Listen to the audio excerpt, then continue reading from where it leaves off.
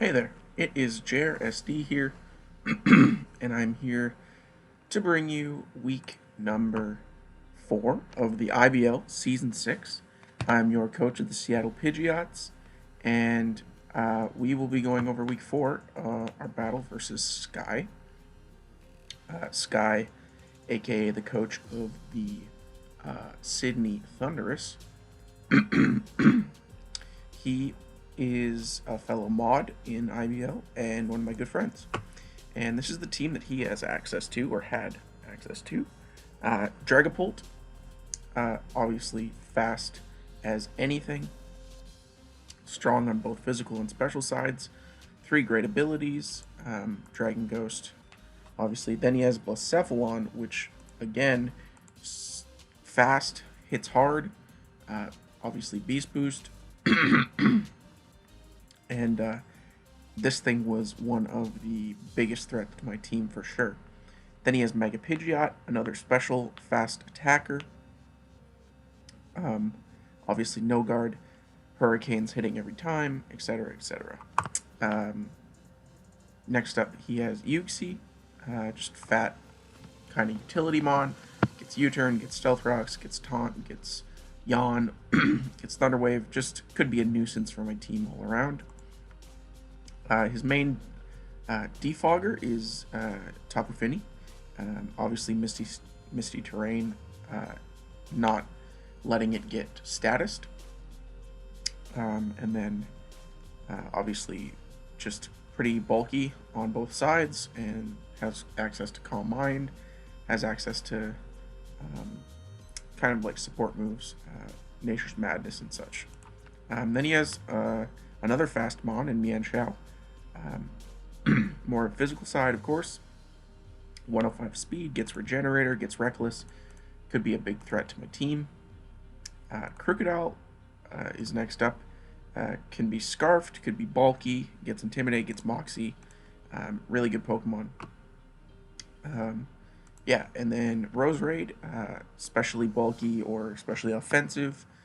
Gets Toxic Spikes, gets Leech Seed, gets Recovery, gets Natural Cure. And this was the mon that was really stopping my Tapu Koko in this game. So getting damage on it was pretty important. Regice is next up, and as you'll see, this Mad Lad himself drafted all 4 Regis in this draft. So he's got Regice, Regigigas, Regirock, and Registeel. Obviously, all of them weak to fighting. And all of them pretty slow. Regigigas now gets access to Protect through DLC. So slow start isn't as much of an issue, but it's still slow and kind of weak when this is cut in half for the first 5 turns of being out. Yeah, so Regice, especially defensive, Regirock, physically defensive, Registeel, both. And yeah, some of them, I think Registeel was the most likely I thought to come, just because of its good typing versus me. It helps versus Koko and stuff like that, but I also have ways of dealing with it pretty easily. But a Toxic Protect, Stealth Rock, Seismic Toss set could be pretty annoying for my team.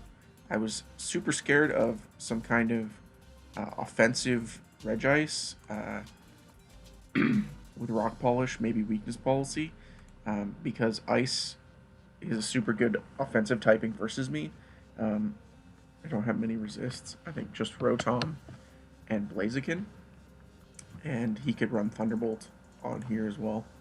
So I was kind of scared of offensive Regice, but yeah, I thought the 6 I thought he would probably bring Dragapult, Blacephalon, Mega Pidgeot, Tapu Fini, Roserade, and a Regi. Probably Regigigas, Registeel, or Regice. I didn't think Regirock would come in this game. So let's go over the team that I'm bringing, or I brought. We have Psycho Killer, Tapu Koko coming again. Again, minus Roserade, Thunderbolt, Dazzling Gleam, very free in this game. Crocodile is ground type, so that gets hit by Dazzling Gleam. For super effective damage, running Shucka Berry to make sure I can take a Scarfed Crook's Earthquake or something like that. And Gleam doesn't kill Krookodile with this investment at all, I don't think, but it does lots of damage. And then next up, we had Leftovers, Specially Defensive Spiritomb, which had Foul Play, Shadow Sneak, Pain Split, and Toxic. This was my check to Special Dragapult and Special Blacephalon. Blacephalon was a huge problem for my team. Fire and Ghost just kind of go in. Rotom is my really only resist. So my way of dealing with Blacephalon was taking a hit, probably sacking something. This was my thought process before the game. If he had Specs, or if he had Scarf, Blacephalon, probably sacking something to it, it getting a Beast Boost, but I'm still able to live one Shadow Ball with Spiritomb or one Fire Blast at +1. If he's Scarfed, not if he's Specs, but if he's Scarfed, and then either if he's kind of low, I do about 40 with Shadow Sneak, and then Foul Play kills, does 97 minimum, I think. So with Rocks and Chip, Blacephalon would go down to 1 Foul Play as well if he wasn't +1 Specs. Next up, Mega Garchomp, Warzone. This time just 2 attacks, Swords Dance, Stealth Rock on a pretty bulky set. Again, this is here for early game. Tapu Fini dies to a if he's specially defensive, Tapu Fini dies to a +2 Earthquake. So I was thinking of leading this off the bat and just Swords Dancing and clicking Earthquake, because I thought Tapu Fini would be the most obvious switch in to the Garchomp. That or defensive Pidgeot, which can't really take multiple Dragon Claws at +2 especially, and then just Rocks, because Rocks really hurt his team, and his defoggers was Fini, which I could deal with Garchomp pretty easily, because I think if he was max defense, max HP, or max HP, whatever, no special attack, I lived 2 Moonblasts with this investment. So yeah. Also to deal with Fini, I had Assault Vest, Tangrowth, with Giga Drain, Seed Bomb, Earthquake, and Knockoff. Giga Drain's just there if something's going to die and I just want to get some recovery back. Obviously, Seed Bomb does more. I'm minus special attack nature, so my physical attack is better. But Giga Drain's just there, just in case. Then we had a specially defensive, well, not really specially defensive, but special investment, Leftovers, Toxic, Defog, Rotom Wash. This was here hopefully to take out Blacephalon if it got past Spiritomb. Could live 1 Fire Blast if he's locked into that. I'm not sure if he lived a Shadow Ball +1, but this thing's just here to be annoying. Also, pretty good switch into Tapu Fini as well. I was really worried about Tapu Fini because Tapu Fini was kind of the backbone of his team defensively versus me, and you'll see in my next Pokemon, Tapu Fini is the only thing on the team that doesn't get 2-hit KO unless max defense from Blaziken. So Scarf Blaziken makes his debut today, or yesterday, I guess, this week. Flare Blitz, Close Combat, Knockoff, U-Turn, and Nashville is just here to, it outspeeds everything except like Scarfed Mons. So it outspeeds Dragapult, 2-hit KOs with Knockoff. It OHKOs Blacephalon with Knockoff. Knockoff is good for getting rid of Tapu Fini's leftovers if he has it, etc., etc. So, yeah, Blaziken making its debut this week. Alright, so let's just get into the battle. So he brought Regigigas with the Roserade, Dragapult, Blacephalon, Tapu Fini, and Pidgeot. And of course, I brought my 6. Oh, music off. My bad. So I lead with the Blaziken. Just thinking it has a really good matchup versus anything on his team, except the Tapu Fini, which I didn't think he wanted to lead in case I led Tapu Koko or Rotom, which were pretty solid leads. This Pidgeot turned out to be defensive, which I didn't know, but I figured I would go hard into Rotom here, just to bluff a Scarf maybe, or to bluff not a Scarf, because Flare Blitz did to an offensive Pidgeot, Flare Blitz did like 75 maximum, and then he would be able to take me out with Hurricane. But I go into Rotom, and he throws off a Toxic here. So here on the Pidgeot, knowing that now he has Toxic, which he's brought before, he's brought kind of like a sub-Toxic Protect Pidgeot with Roost, or sub-Protect Roost, or sub-Toxic Roost Hurricane Pidgeot before.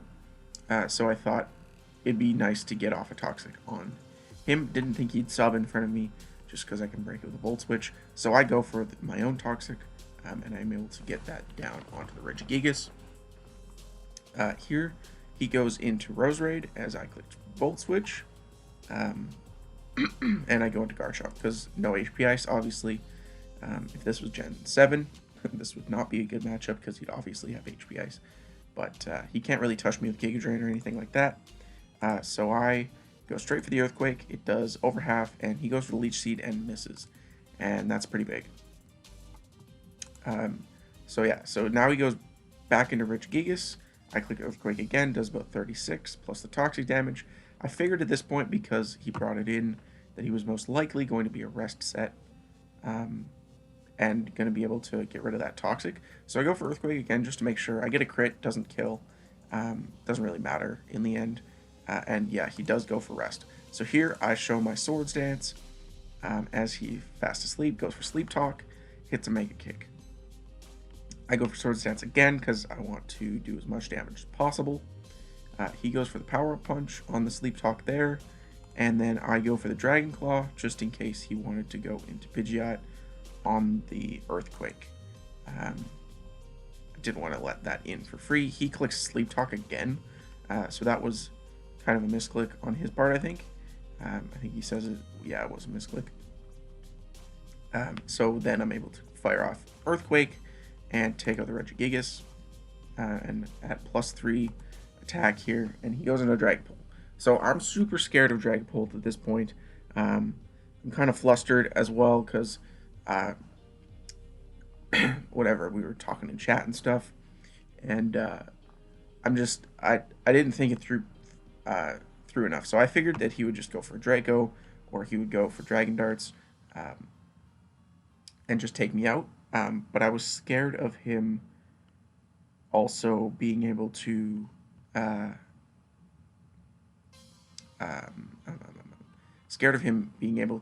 set up on me, which in hindsight, if I'm scared of him setting up on me, I should click an attacking move. But I didn't. I clicked Stealth Rock, and he goes for Dragon Darts, and it doesn't kill. So that was super surprising, and I clicked Stealth Rock. So I could have taken out the Dragon, or the Dragapult, very easily. Obviously, it would have done like 400%. And it turns out he was Weakness Policy in the end. So that was huge, kind of, for my team. Here I go Tapu Koko because obviously Steel Wing wouldn't be able to do over half to me. I got some bulk, I have Roost, so it's pretty safe. He goes into Tapu Fini as I fire off a Dazzling Gleam. Does about 25. He's leftovers, and here I go for the Thunderbolt. Does over 50. He's able to knock off my Shuka Berry, and I'm able to take him out with Thunderbolt. So Tapu Koko has a kill there. He goes Blacephalon. I calc this, obviously outspeed unless he's Scarfed, and if he was no boosting item, which I'm not sure what he was in the end, could have been Shuka or something like that, or not Shuka, the dark one, what's it called, Colbur Berry, or something like that for Spiritomb. But I go for Thunderbolt, does 50%, and he goes for Shadow Ball, which does not take me out, and I'll go for the Thunderbolt there. So he goes back into Dragapult. He can take me out with Steel Wing, or a Ghost move if he has Shadow Ball, or whatever if he's mixed. And so I just click Roost, not wanting to do Garchomp things again. So yeah, I click Roost, and he's able to get off a Phantom Force, and here's where the game kind of goes pretty south for him. I click Dazzling Gleam, obviously, and I get a crit. So he was pretty bulky, and he was weakness policy. So 88 was not a roll that I could get normally. If he was 0 bulk, it was a roll. I think it was like 37% chance to get 88% or more on a 0 bulk Dragapult. But yeah, so he gets crit and he forfeits, which I don't blame him. It was not a great game hacks-wise for him. He got crit twice, once on the Regigigas, didn't matter there. He missed a Leech Seed on the Garchomp, which would have secured the kill for Dragapult on Garchomp the first time, allowing me to get rocks up, and then that crit on the Dazzling Gleam would have allowed him to get to +2/+2. I did have Shadow Sneak on the Spiritomb, but his kind of argument after we talked in Discord was that his Pidgeot was actually pretty bulky. It had almost max bulk in defense, and so with Dragapult being able to KO the Koko after that, which I had no way of knowing that he was super bulky Pidgeot, so I probably, if he lives the Dazzling Gleam, gets the +2/+2, I probably do not save Koko at this point. Probably let it go, and then go into Spiritomb to revenge, and kill Dragapult with Shadow Sneak, which it did, obviously. It did like 40%, and he was at 10 if he lived without a crit. So his argument was that Pidgeot it was Toxic, Roost, Sub, Hurricane, which I thought it could be, but I thought it would be more offensive. But he was actually pretty close to max defensive bulk, I think. So, yeah. So anyway, his argument was that he could stall out my Blaziken and my Spiritomb, get Toxic on them. Rotom's already Toxic at this point, so it can be roosted on pretty freely. I'm not sure how much speed he had, so it's possible that Rotom could outspeed. I wasn't very fast, but I had some speed. And then it was also possible that Blaziken obviously would break the sub, but Flare Blitz would take down my HP as well. I did have Infiltrator on Spiritomb, so I could get a Toxic off at least on the Pidgeot. I'd have to read him going into Roserade. Not sure how much bulk Roserade had at as well. So I'm not sure how much Foul Play would have done. I think it did 20% to a 0 bulk Roserade, which would have been enough damage to KO Shadow Sneak after rocks and a Foul Play. So yeah, unfortunate way to end this one, but we moved to 4-0, and we are currently on top of the standings. Tapu Koko gets credit for the kills on Roserade and Pidgeot, I believe. So yeah, so the reason he forfeit is because Tapu Koko could have won. I think it did 30% Roserade with Thunderbolt, and I think it even killed with U-turn after rocks. So yeah, so the gist of it is Pidgeot could have stalled out maybe the rest of my team. That's not Tapu Koko, which would have been dead if I didn't crit his Dragapult.